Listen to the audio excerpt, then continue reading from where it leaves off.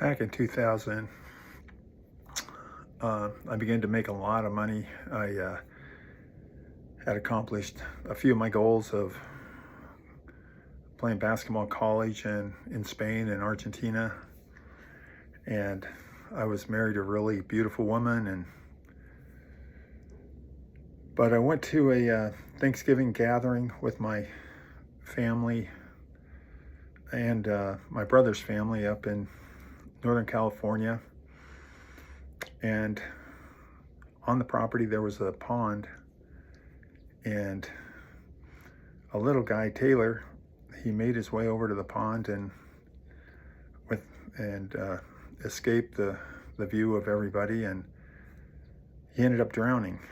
And I had to give mouth to mouth to the little guy, and I saw my brother devastated, and I was just shocked. It was just a moment of truth for me. I think that a lot of us come upon those different moments in our lives where we really start to question what we believe in, what we are doing with our lives, what the purpose of our lives are, why we go and we make all this money only to die one day, or whether or not there is something beyond this life. And then it makes you start to think about our religious claims. And many of them are subjective because theological claims are largely subjective.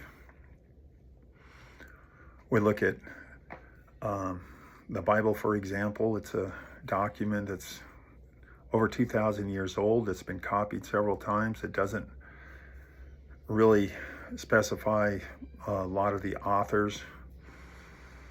And we look at it and we derive some understanding of God and some understanding of the life that we'll see after this life.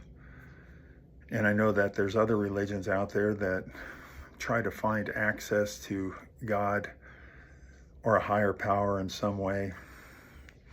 But what I wanted to discuss is what I have found through all the sea of subjectivity in the scriptures and the claims that have been made is something I've found to be an objective truth of the existence of God.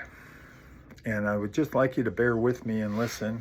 I know that I'm a layman, and I know that these videos aren't exactly the most professionally done, but I think that if you stay with me and you hear what I have to say, you might agree with me that we do have existing a very objective testimony of the resurrection of Jesus Christ. And for many of you that don't know of some of the details of the resurrection, we have one written testimony of the resurrection of Jesus Christ. Unfortunately, it is through scrolls that have been copied over a few times, and it was from the Apostle Paul, who on the road to Damascus saw the resurrected Christ. Now, he referred to other people that had seen Christ, up to 400, but of course that would be more of a subjective claim and more of a theological claim. That Peter and Mary and others saw Christ is also more of a subjective claim. We don't have their written testimonies like we do Paul's. He's a first-hand witness. But what I've discovered is an artifact that's been studied more than any other artifact in the history of the world. And it's, now bear with me, it's the Shroud of Turin. And what is the Shroud of Turin? And why do I believe that it is actual witness of the event of the resurrection?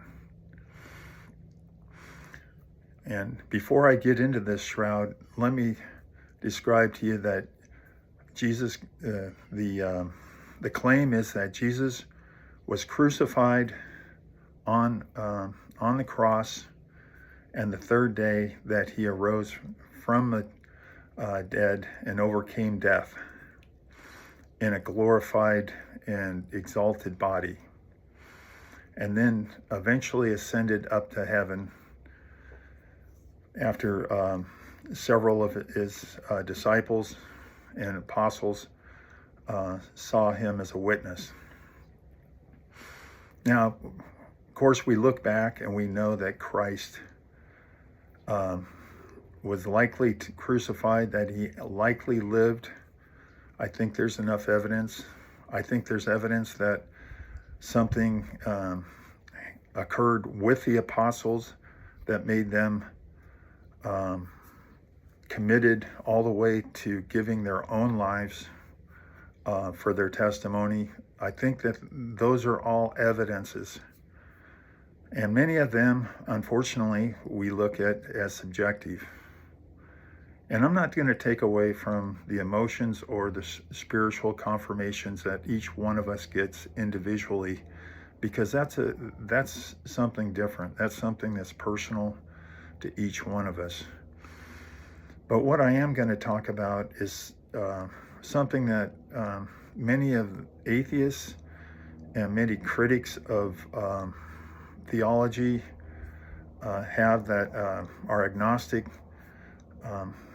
that they have a struggle with, and that is the evidence of the shroud. Now, the shroud is purported to be the burial cloth of Jesus Christ. That it's roughly about 15 to 16 feet linen cloth that in the time of Christ was used for burial for dignitaries, for people of power.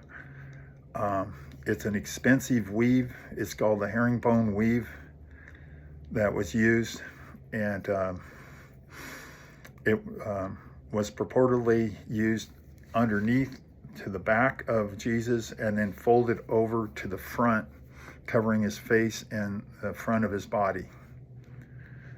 And the claim of those that are pro burial cloth of Jesus is that through this event that occurred, it made and bore an image of Jesus Christ into the linen. That's the claim. And this burial cloth, the history of it is tough to track before it ended up in Turin, Italy. There are many that said that it was hidden, and it was.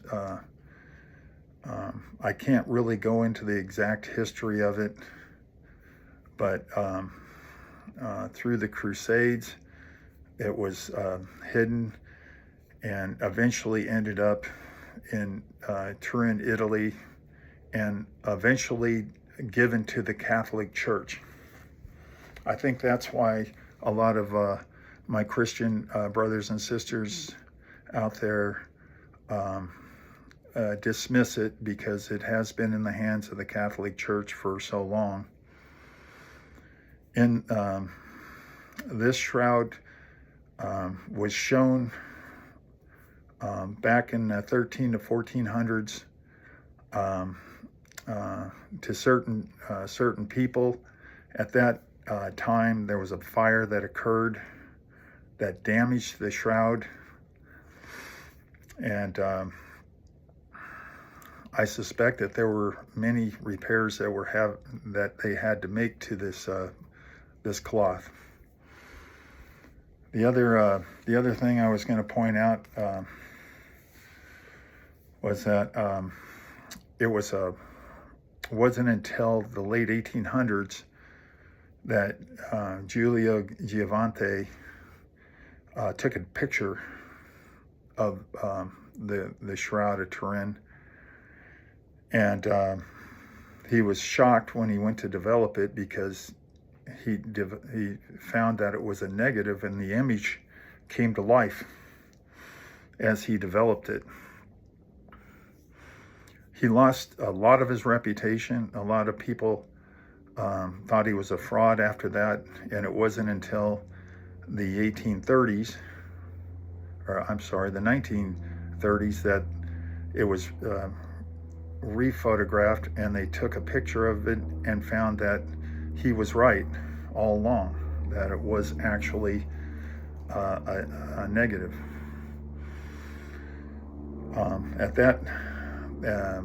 And it wasn't until 1978 that the Catholic Church allowed a group to come in, and they were called the Stirp Group. And there was an interesting character in this group, and his name was Barry Schwartz. And he was a Jewish man, and he was there to take photographs. And when he went in to take photographs of the shroud, he thought it was a total fake, and there was no way that it was possibly what it purported to be. But when he was in there and with the other men that were looking at it, he determined that he was wrong, that it was actually authentic. And Barry Schwartz, until the day he died, which was a couple of years ago, remained a Jew, but believed that the burial cloth was authentic, which is, I know that's very difficult for many of you to believe, but you can go to the Shroud site, and you can find his testimony of what he had seen. Many people after the Stirp did their investigations and everything were a little bit more enthralled with it and believed that it possibly could be authentic, until 1982, when they did carbon dating. And when that occurred, they came back and said that it was a medieval fraud, that it was from the 13 or 1400s, and that there was no way that that it dated any earlier than that. Now I'm going to get back to that, and before I do, I want to bring up something about evidence and hearsay. And when O.J. Simpson, I'm changing speed here. O.J. Simpson went to trial, and this is all about objective versus some subjective type evidence that eventually freed O.J. Simpson. There was a lot of physical evidence, some circumstantial, that came up in that case when he purportedly murdered Nicole Brown Simpson. Now, it wasn't until they brought up the race card and appealed to the emotions of the jury that he was exonerated. And it was largely because of the racial slurs that were uttered by some of the investigators, some of the police, that and because of the Rodney King trial, that Rodney King murder that had happened earlier, that O.J. Simpson was exonerated. Well, later on, all the physical evidence that came up went to the trial for wrongful death that the Simpsons sued over, and they won that case. They and Simpson, O.J. Simpson was told that he needed to pay. I can't remember what it was. I think it was millions of dollars to Nicole Brown's family. I said Simpson. It's her family. I apologize.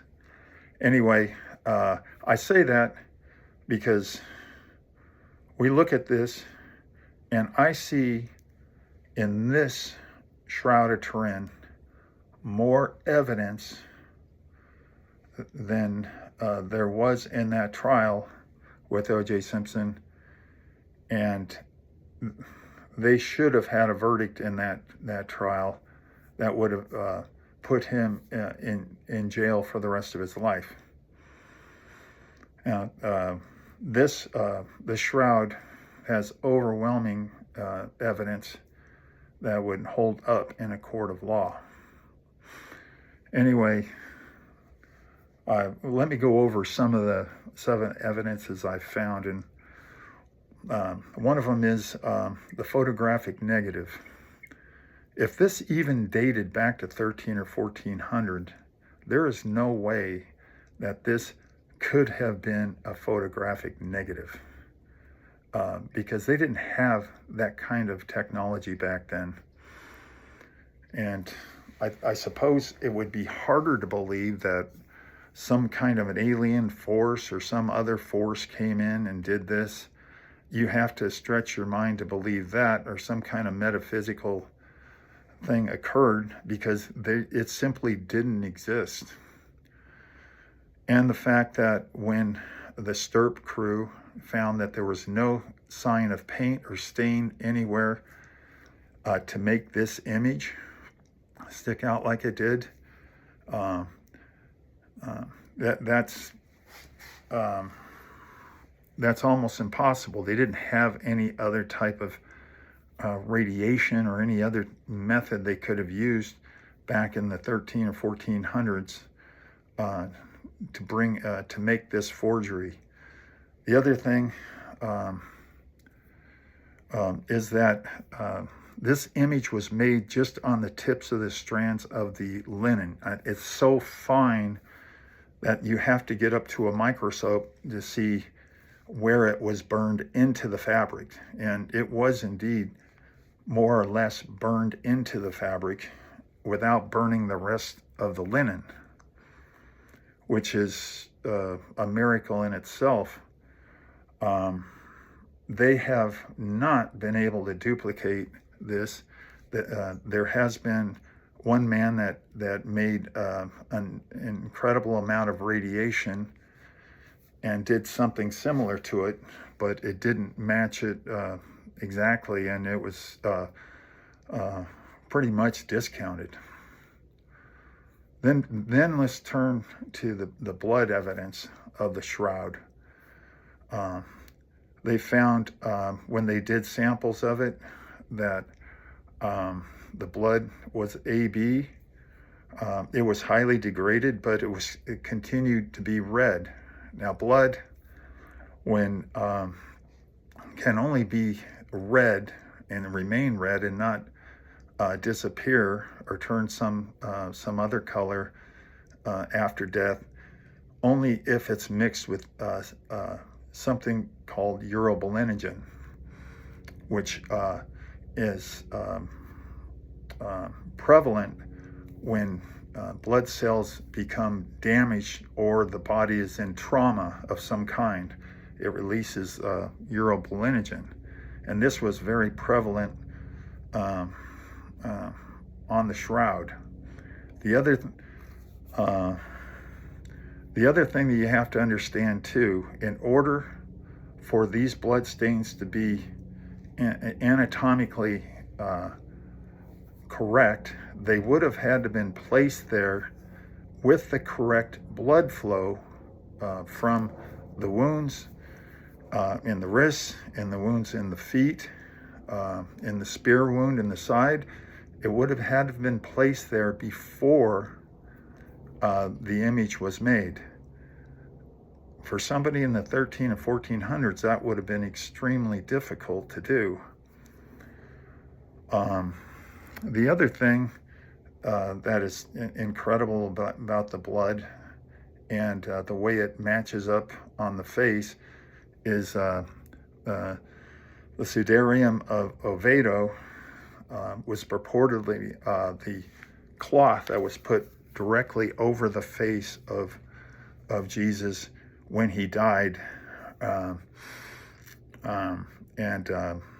that collected the AB blood. Well, this blood that was on the shroud is also AB blood. Now, keep in mind too that these blood samples are very degraded, and there could be contamination in there as well. But I think that that they're interesting to know that there is those correlations. The other evidence is, you've got to understand that we don't have too many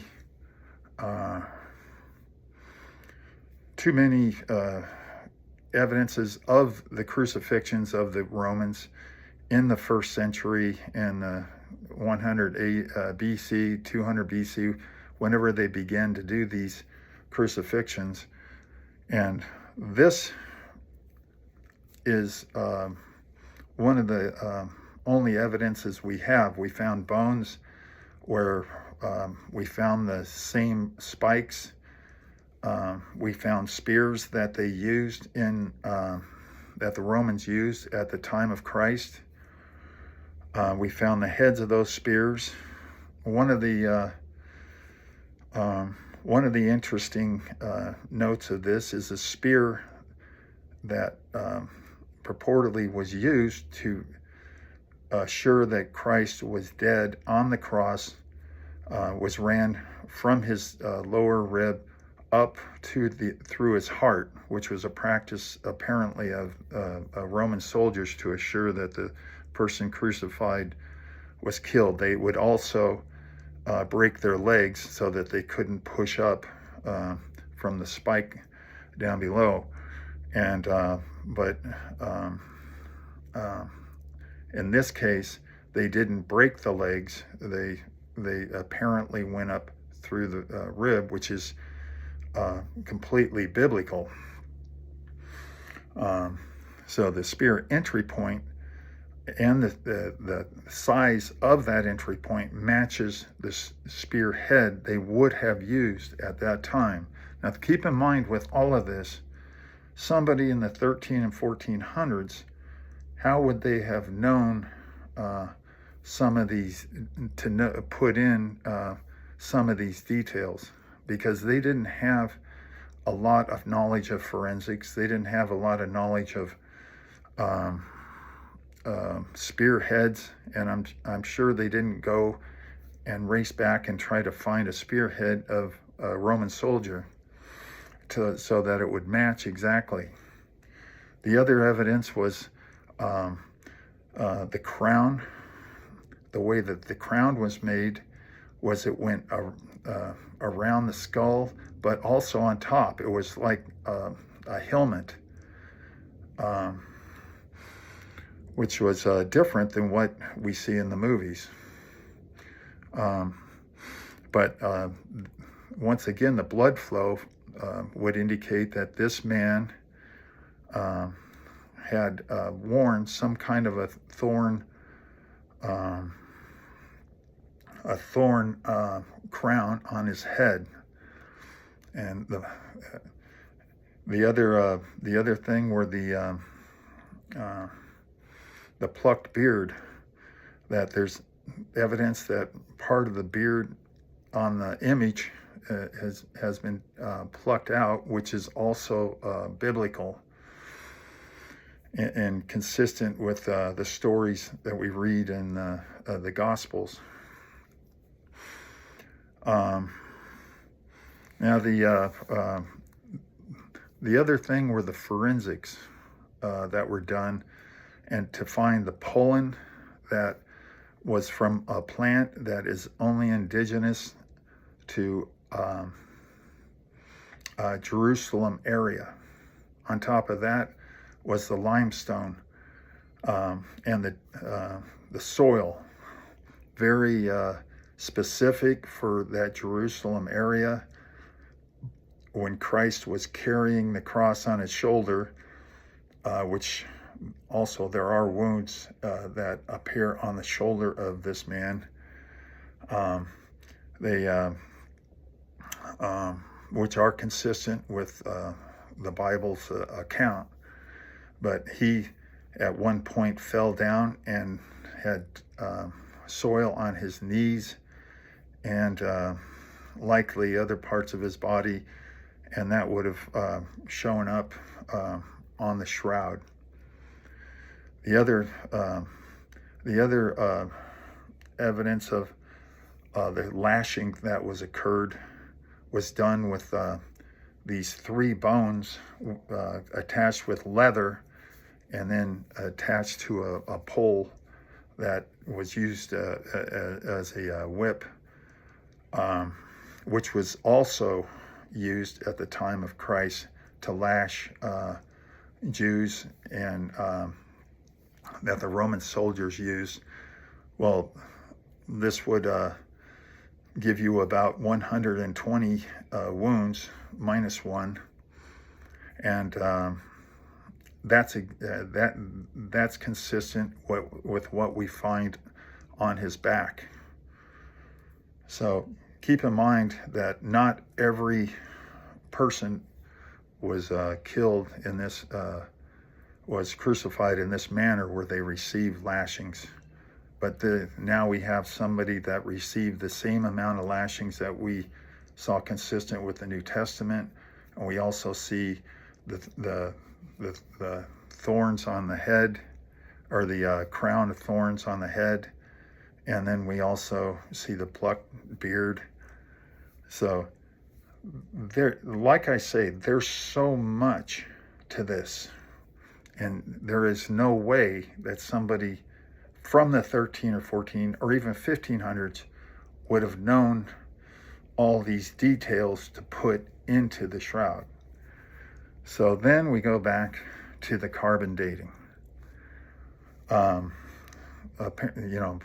Many Christians, many people to this day, they say, well, that was all proven wrong with the carbon dating. But Barry Schwartz was the one that indicated that his friend from Arizona State, I'm sorry, I don't know the scientists that had ran this carbon dating. It was about 1 week or 2 weeks before this man died, the scientist from Arizona State, he called Barry Schwartz, and they were friends apparently, and he said to Barry Schwartz, he said, that this couple over in Germany had made this claim that the shroud was authentic, that when they took the carbon dating, they took an edge of the only an edge of the shroud, one that was likely handled quite a bit, but that it wasn't consistent, and that it contained dye and it was cotton. And he said, but there is no way, and I'm going in tomorrow and I'm going to test that. So what he did was that next day he went and tested, and he told Barry Schwartz that indeed that part of the shroud had cotton, whereas other parts, cotton didn't exist at the time of Christ, so it was only the linen and the herringbone weave. But they were clever enough, the women were clever enough to weave it right in and dye it the same color. And there's something very kind of conspiratory about this, because they were going to take samples from 6 different parts of this shroud back in 1982, but at the last second, they were stopped and they were told they could only take it from this part of the shroud. I find that to be conspiracy. There's something occurring that would have caused that because somebody wanted this outcome. Now, you can take whatever you want from that, but I don't. I believe they wanted this thing to be dated to the 1400s. The other problem that they have with the carbon dating is the fire that occurred back in Turin, and sure, the shroud was saved, but the smoke that was put into the shroud would skew the dating also. So there's many problems with it, and you ask, why don't they do more carbon dating on it? I don't know. Apparently, they're going to put it up. Once in a while, they'll put it up for view, public view, and maybe they will allow eventually some more accurate dating. And there's somebody that some scientists that did a study on it and found through the degrading of the material from what they had, that it would date back much more just because of how it degraded. I'm doing a bad job of explaining that because I'm not a scientist, but there's on the Shroud site, they'll talk more about that and they can articulate that a little bit better. But there's even more evidence indicating that it is an ancient document. Now, I personally feel that when Christ resurrected, and this is my subjective reasoning, it's a theological position, I get it, but from me, God the Father and Jesus Christ wanted there to be a testimony, a picture that was taken of this event.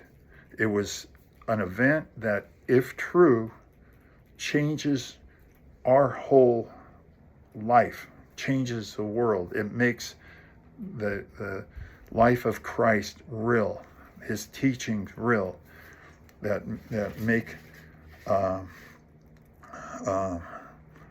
make us all aware that we can overcome what they call Hades, or the world of the death, or the dead, as they talk about in John. I personally believe this is as close to objective truth as you can find anywhere in the world, and it's testifying of that event that is a game changer for my life, your life, and anybody else's life. And I wanted to share that with you, and I hope that you, as you go about your lives, or maybe run into one of these catastrophic events like I ran into with my young nephew, that you'll know that there was a man that lived, that overcame death, and because of that, we can all once again resurrect into our perfect bodies.